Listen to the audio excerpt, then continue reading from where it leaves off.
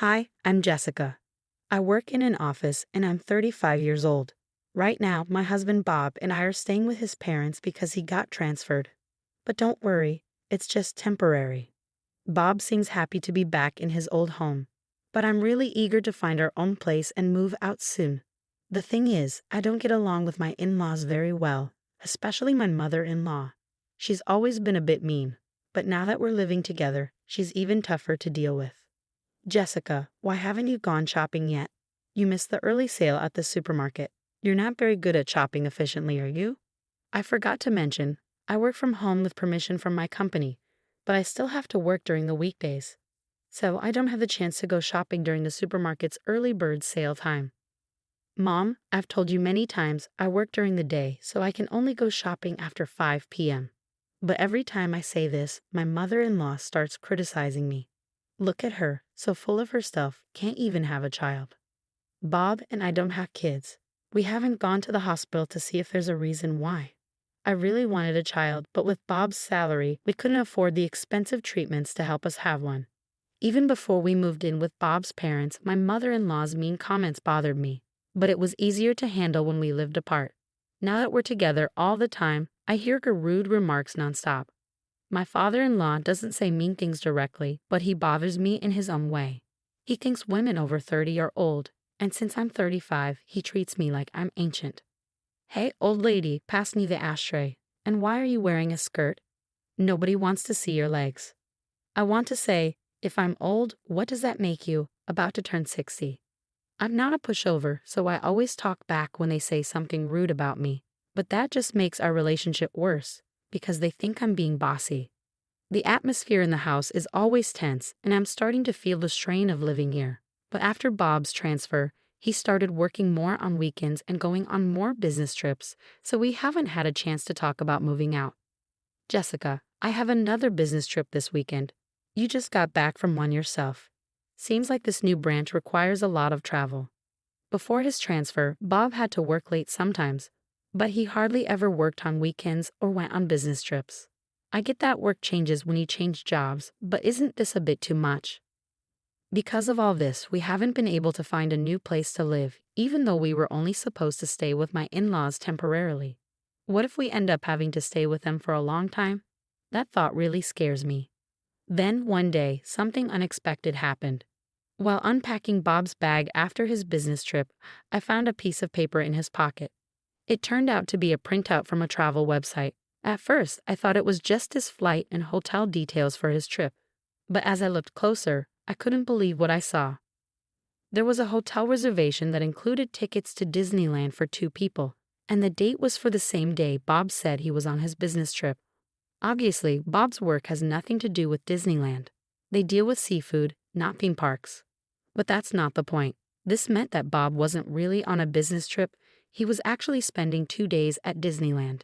And since the hotel reservation was for 2 people, it was pretty clear he was there with someone else. While I was still processing this shock, I heard Bob humming It's a Small World After All in the shower, the famous song from Disneyland. He must have been reminiscing about his trip and humming without realizing. But it seems like fun attractions aren't the only things on his mind during these business trips. I was so furious that I was ready to storm into the bathroom and confront Bob. But just as I was about to, his phone rang. I was too angry to think straight, so I picked up the call without hesitation. Hello, hello. For a brief moment, I heard a woman's voice, and then the call ended abruptly. Could it be? I was convinced that the call was from the woman Bob went to Disneyland with, his mistress. When she heard my voice on Bob's phone, she must have panicked and hung up. I decided to check the call history on his phone. Bob isn't really careful about security, so I guessed his passcode might be his birthday. And just like that, the phone unlocked. But what I found on his phone left me reeling. There was undeniable evidence of his affair all over it. The photo gallery was full of selfies of him and another woman. The dates on the photos matched up with the times Bob said he was on business trips or working late. I couldn't believe how careless he was, leaving behind pictures of their intimate moments. I checked the call history again and saw the name Melissa Smith. So I looked for the same name in his WhatsApp contacts and opened their chat. Bob, I love you. I want to be your wife soon. It seemed like this Melissa was hoping to marry Bob, Maybe she's the one causing trouble in our relationship. While I was thinking about this, Bob came out of the bathroom. "Ah, that was refreshing," he said casually, drying his hair with a towel. Facing Bob, who was drying his hair with a towel as if nothing was wrong, I didn't waste any time. "Feeling refreshed, huh? Seems like you're refreshed in more ways than one, huh?" I confronted him. "Who is Melissa Smith?" I demanded. Bob flinched at the mention of her name. "So it's true. You've been lying about your business trips and spending time alone with this woman, Melissa Smith. Were all those trips and extra work days just lies? It's unforgivable." "Why would you? How did you?" I pointed my smartphone at Bob, showing him the evidence. "All the proof is right here in this phone. And don't talk about privacy invasion when you're the one who's been cheating. It's ironic that a man who's cheating can complain about privacy. If you don't want people to see, set a better password."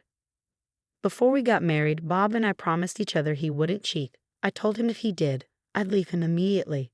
My feelings haven't changed. I can't stay married to someone who's with another woman. Let's get a divorce.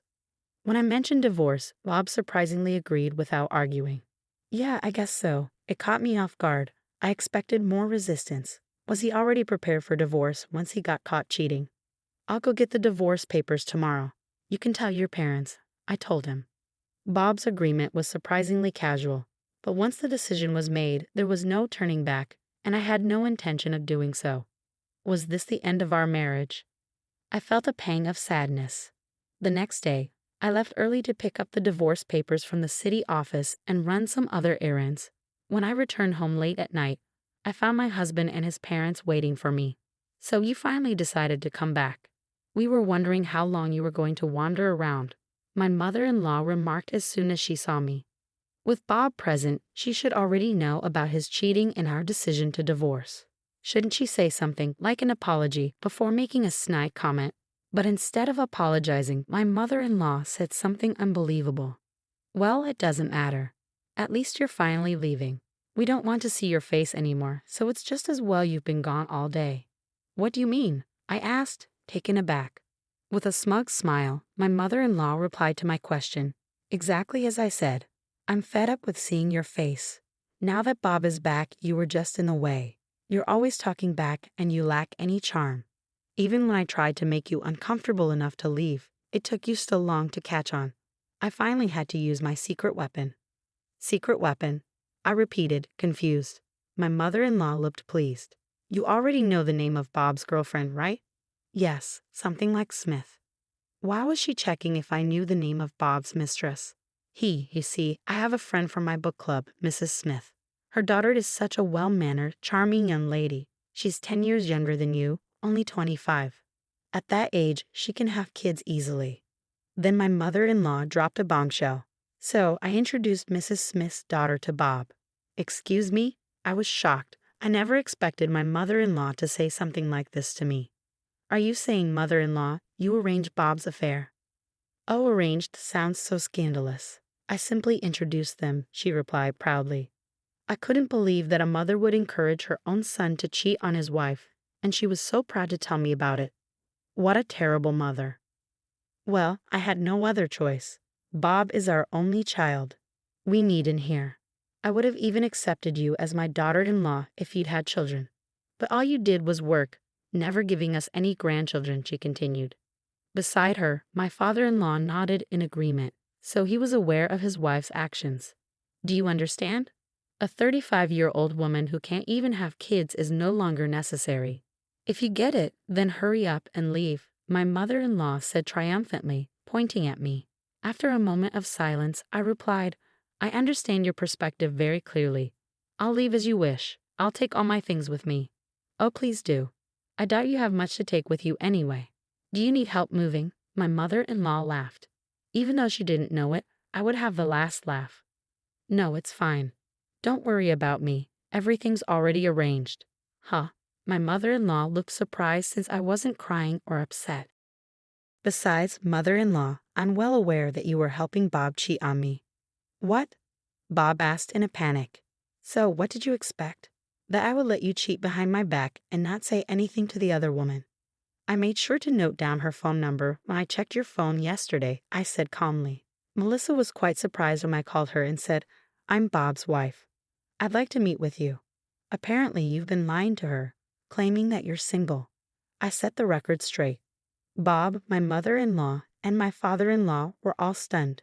They never expected me to take such decisive action in just one day. Melissa found out that she was the other woman in your affair, and she was really upset. And Mrs. Smith was furious too. Bob, your mother, and you, father-in-law, she even talked about suing both of you for marriage fraud. I couldn't help but feel for her. So I promised to assist her in any way I could. What? Bob was visibly shaken, and my mother-in-law was in the same state. Considering the ordeal Melissa went through, I've chosen not to seek any compensation from her. Instead, I'll increase the amount I'm demanding from you, Bob, and you, mother-in-law and father-in-law. Compensation. Why should we have to pay for anything? My father-in-law blurted out in panic. It's one thing if it's just Bob, but we're not involved. He seemed to expect his son to face consequences for his actions, but they never imagined they'd be held accountable too. You think you can benefit without facing any consequences? That's not how it works, I replied. Actually, you are involved. The emotional distress caused by your behavior is more than enough reason for compensation, don't you think? As I said this with a smile, my father-in-law fell silent. And let's not forget what I do for a living. I work at a law firm. Why don't I consult with my boss, the attorney, and see just how much we can squeeze out of you in compensation? I already told my lawyer at the company about what's going on. Then we heard a car pull up in the driveway. Oh, they're here. Hi, we're from a moving company, I said with a friendly smile as I went to the door. Thanks for coming at such a late time. I'm sorry for asking on short notice. No worries. We had an opening for the night shift. It actually worked out well for me. I got some other stuff done. So let's get started right away. Oh, and be careful, there are some fragile things. As I welcomed them in, a bunch of movers came into the house and started collecting our stuff. Wait, hang on. My mother-in-law interrupted. They started packing up my stuff just like I asked, moving quickly and efficiently. They packed up not just my clothes, books, and computer, but also the things in the living room and kitchen. Hey, wait a minute. Don't take that. It's ours. My mother-in-law complained. No, I brought all of these things here when we moved in. They're mine, I explained calmly. When Bob and I first moved here because of his job, the appliances in the in-laws' house were old and worn out. I couldn't stand it, so I had our appliances sent over from our old apartment.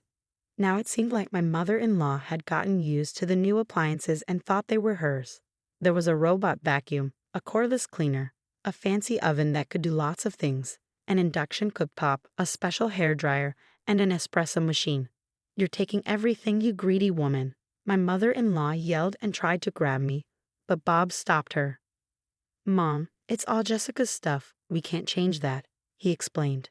It looked like Bob understood what was happening, but my mother-in-law wasn't ready to give up. Once you get used to better appliances, it's hard to go back, right? If you're not happy, why don't you just buy new ones? But after paying compensation, it seems unlikely you'll have enough money for fancy appliances. While all this was happening, the movers were quickly loading my things into their truck as I directed them. They nodded to me and climbed into the truck. All right, I'm heading to the new address too. Please make sure everything arrives safely, I told them. As I watched the moving truck drive away, I got into my car. Wait, this car is mine too. Where's that truck going? Bob asked. Huh? Oh, I'm taking it to my old apartment, the one I lived in before we had to move because of your job transfer. It's my apartment. The apartment I bought when I was single was put up for sale by a real estate agent because Bob got transferred for work. But since the price was too high, it never sold, and I still own it. The agent kept suggesting lowering the price, but I'm glad I didn't. I never thought something like this would happen. As I buckled my seatbelt, I chuckled quietly, thinking that maybe, just maybe, I had a feeling deep down that this would happen. What? Bob looked confused, making a puzzled face. I set the selling price higher than the market rate on purpose so it wouldn't sell. That way, I could always go back to my apartment, I explained. Bob seemed to lose his strength upon hearing my words. You're. Feeling confident in my plan and letting my guard down, I suddenly felt a shove from my mother-in-law, who charged at me yelling. I groaned in pain as she tried to throw a cutting board at me for another attack, but then she was tackled by a black object and fell down screaming. Ah, thank you, Blackie, I said, holding the black object, a stray cat named Blackie. I quickly got into the moving truck and rushed to my new place to get away from my mother-in-law. I don't know why Blackie the stray cat was there at that moment, but I'm sure he came to help me because he has a strong sense of justice. I'll give him some catnip as a thank you gift later. After that, Bob and I got divorced. The law firm where I work filed a lawsuit for compensation against Bob and his parents.